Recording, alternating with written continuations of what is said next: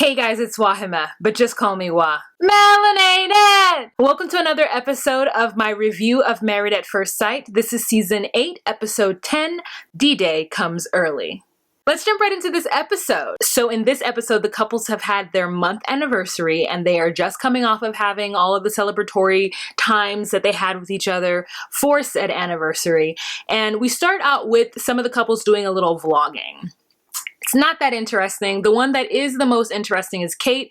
Kate says that she woke up today and asked Luke how he was feeling, and he said that he wasn't feeling good, and so she just said that she needed to get up and get out of the house and let him do him, and she couldn't allow his emotions to carry on over to her because she's already bearing the weight of feeling guilty about not being a good wife in general. He just left her by herself for their anniversary. They had that awkward dinner in front of the cameras last night.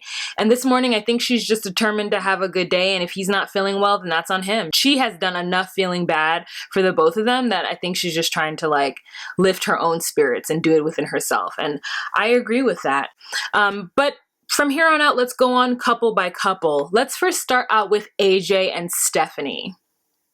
So in this segment, in this episode, I actually really enjoyed the fact that that expert came. I don't know her name. I'm not going to try and say it because I know there's some people who are going to be so upset. There's also something in my eye. The expert that is not Dr. Cal and that is not Dr. Pepper has come, and she wanted to go over some things that I think she saw to be concerning, as well as we as the audience saw to be concerning, and that is AJ's behavior and Stephanie's silence when it comes to his behaviors. They're sitting down looking at the tablet, but first she shows them some good times that they've had, and so they're all smiling when they see the good times, and then when it comes to the bad times, AJ is apprehensive and he's like, oh, let's see what things they dug up. I was just waiting for this, this whole time. That's why he's been doing such an amazing job trying to give them exactly what they want so that his bad times don't get shown. But they show them because they're concerning to everyone. So they bring up the incident where they were in Costa Rica where he got mad about having to film when they were in the hammock and Stephanie started crying. Then they bring up the instance when they're moving out of his apartment and he's freaking out on Stephanie. Then they bring up the incident where he was hangry and he really wanted to go eat. And each time the expert is trying to get him to see, do you see your behavior? And he's like, I wasn't frustrated at Stephanie. I was frustrated at the process. I was frustrated at production. I was frustrated at the hurry up and wait. And I just think that the unprofessionalism and the disorganization is disgusting. He uses the word disgusting. And I'm like, wow, this person is pissed at this entire process. In fact, he's come up with ways to streamline it and make it better. Listen, there are many actors out there who would love for someone to come up with a way for production to streamline and be easier to manage, but so far, that is the way the cookie crumbles, okay? Production is as good as the people who are in it. I mean, he's really trying to change an industry that does this constantly and all the time. I don't know if he's going to be the one person who's going to find solutions to the way that TV production crews can be more streamlined and consistent and on time. It is all about hurry up and wait. That's one of the first things you learn as an actor. The expert wants to make sure that she's getting his feelings correctly because he says the word disgusting and she's like, yeah, that's a strong word. And he's like, I mean that word.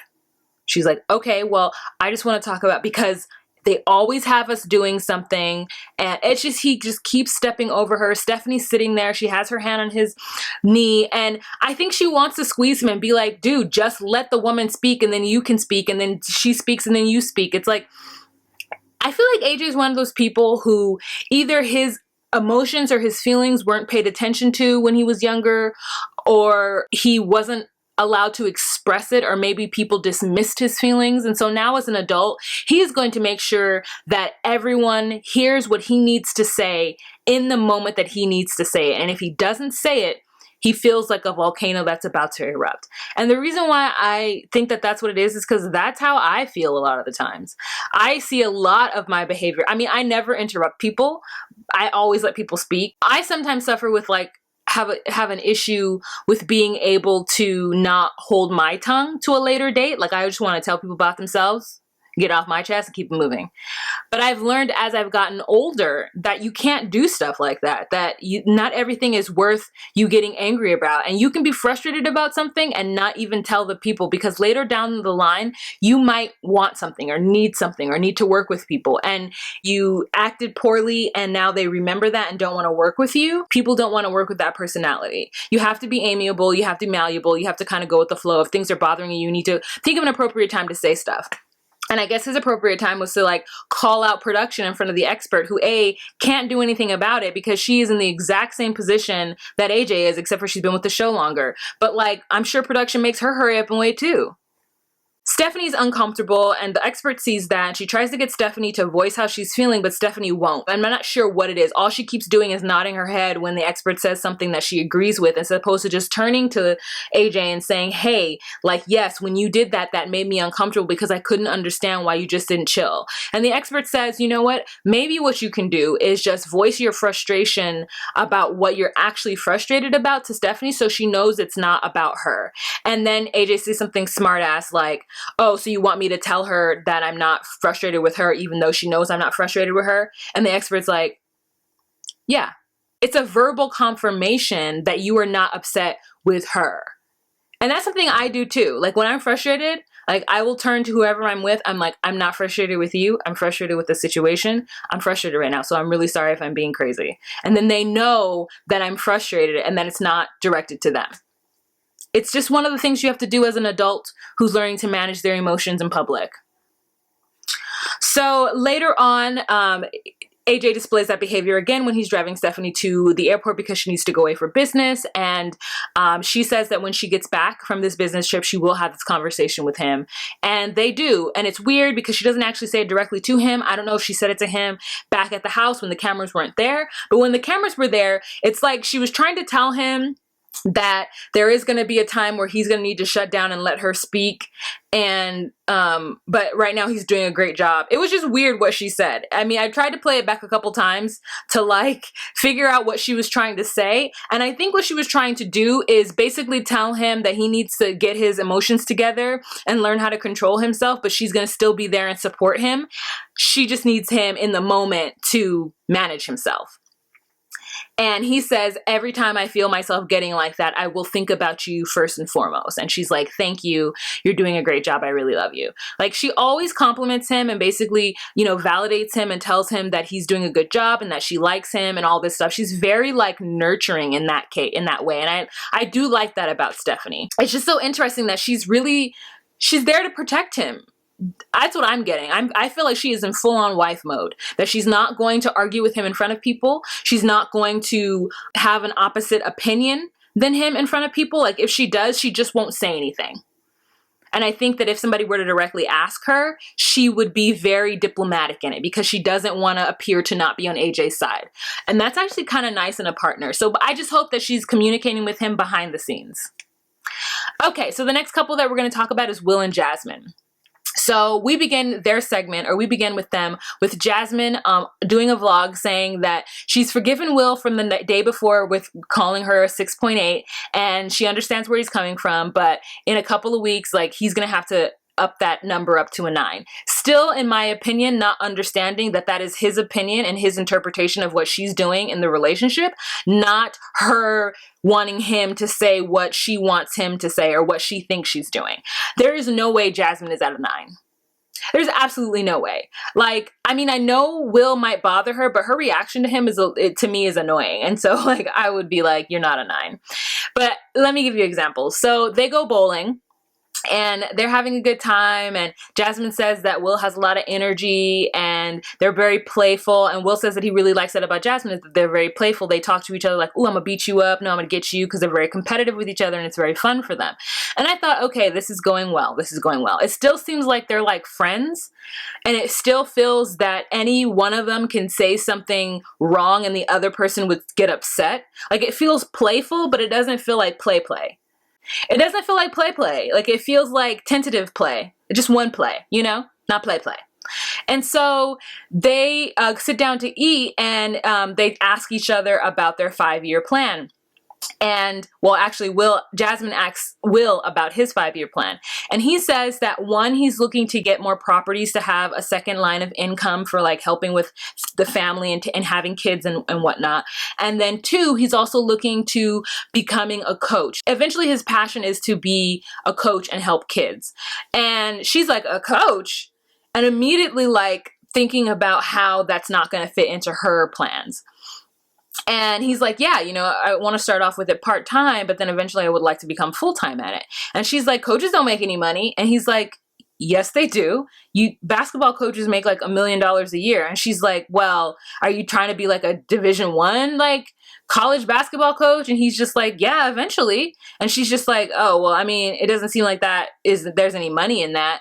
Like, and it's going to take a while for you to get there. And I'm just like, yo, this dude just told you that his passion is to be a coach. And your reaction is to tell him that there's no money in that. Did he say he wanted to be a little league coach? Did he say that he for full time wanted to be a little league coach?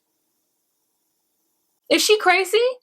The man said basketball, even if it's not Division I basketball. Like, obviously this person who is going to get more property to have a second source of income and who has a plan for himself isn't planning on being a pauper. I mean, I guess because I'm an artist, like I just can't, it frustrates me when people aren't supportive of other people's passions. Like, work sucks. If the work that you're doing isn't your passion, that sucks. And for people who actually know what their passion is, and then have a plan to actually do it, because there are a lot of people who do know what their passions are, but for whatever reason, they can't do that. Being able to go after your passion is really important. And if somebody is able to do it and make money at it, you should not deny them that. But I think it's just because she really just either doesn't want to work or doesn't want to pay 50%. Anyways, I can't go into it because it's the same old argument and I don't want to be mad at Jasmine, okay? I like her hair and her outfits are cute. That throws Will off, and Will has a conversation with his friends, and his friends are very concerned, as am I. I mean, I would just be really bummed out if a friend told me that his wife was not supportive of his passion, a passion that could definitely make them money, if not $1 million a year, like at least 100K. The expert comes to their house and he brings that up in front of the expert, and the expert looks at Jasmine and is like, okay, so you still want him to pay for 70. You still want him to be the provider. And she says, yes. And the expert says, okay, so I need you to recognize the difference between compromise and sacrifice. Because if you're sacrificing what you want, which is a provider and a man to pay 70% of the bills, then you are going to grow resentful of him. So you need to make sure that you are okay and that your compromise is what actually is working for you. Because right now it doesn't sound like the compromise is working for you. You still keep bringing up money issues and the fact that it's not even that she doesn't think that the man can make money. She just wants more of his money to go towards taking care of her or something. I need her to break it down for me because I really don't get it. I really just don't get it. Like, he's not a bum. He's not a guy with no ambition. It's crazy. So they are on par, though, when they want to start having kids. Jasmine wants to have kids as soon as possible. He would like to have kids in 2 or 3 years, and they're both in line with that. So that works out for them. So the next couple that we're going to talk about is Keith and Christine. Okay, so with Keith and Christine, this is really interesting because they get along in every other way, but they're not synced up with the timeline. Keith seems that he is very basic. There's something about him that isn't ambitious and isn't forward thinking and isn't smart enough in his ambition and his forward thinking for me. Christine obviously has a plan, and the plan is to be really big in the real estate world, at least in Philadelphia. She still needs to get some sort of credential. She still wants to build her brand and build her company. And then she wants to have kids because Christine is planning on being a businesswoman. She's planning on being like a woman who is in charge of her own destiny, career, and little field, okay? Keith is like, I want to be a doctor, but I don't believe that Keith wants to be a doctor. I don't buy it at all. I feel like Keith is just kind of going towards being a doctor, and if he becomes one, then so be it. But I don't think that Keith really thinks about the future in a critical way, the way that Christine does. And that's a problem. Christine's like, we can't start having kids until at least 5 years, and you won't be done being a doctor or, getting out of medical school and doing for your residency until about 5 to 7 years. So at least 5 years before we should start having kids. Keith wants to start having kids in 2 years. Now, okay. There are going to be a lot of people out there who are like, oh, it's never really the right time to have kids. And, you shouldn't plan it. You should just go for it. I am staunchly against that.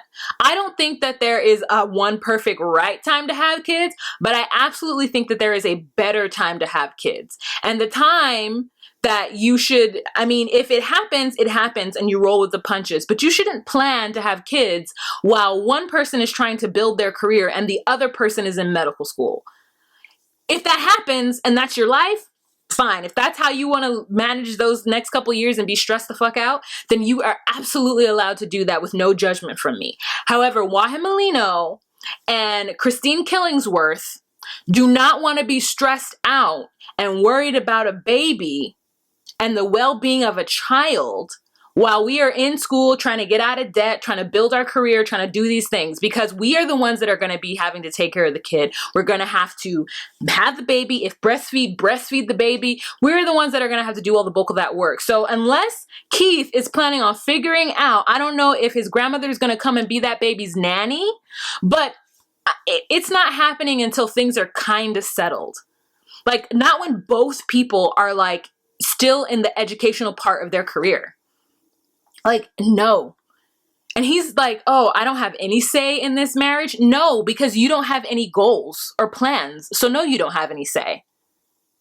And I'm not mad at Keith. I'm just like mad at the situation and mad at his frustration. He could be frustrated. That's his right. That's his right. But Christine is absolutely correct. It's her body. If she wants to wait, it's her stress levels. It's her endorphins. It's her hormones. She can wait. They can wait. Everybody can wait. We in the 21st century. We can wait. So the last couple that we're going to talk about is Kate and Luke. In the beginning of this, Kate is ready to get a divorce. She's really thinking about divorce. I guess this whole entire time she wasn't thinking about divorce and she was optimistic about it. But this last incident with Luke has just, it's gotten her down. And I think she's starting to realize that her self-esteem is being affected and affected very badly. And you can't let that be your thing. Someone's not attracted to you and they don't even want to kiss you and they calling you an alcoholic, like, that's abusive. And she's also saying that the reason why she may have fallen in love with him is because of manipulation on his part. That's the way I read it. If that's not what you read, please leave it down below. But that's the way I read it. Because like, he's gaslighting her a little bit. He's making her feel like, oh, I like you and I want this marriage to work, but you have this problem. I'm not attracted to you. You do this, you do that. And that's the reason why it's not working. And so she's taking it all on herself and in her body and on her shoulders. And she shouldn't be doing that. It really is Luke's problem. He's the one who told her that he didn't want to kiss her and that he felt dead inside and that he didn't want to force this thing. And when she comes to him and says, look, I think we might have to go for a divorce, he's like, I don't want to get a divorce. I can't believe you don't want to be on a team with me. I didn't know you felt that way. I didn't know you felt as bad as you felt. How is he not aware of that? Is she not communicating that with him? Does he not see like her like all the time? Because we see it. I'm hot, sweating talking about him.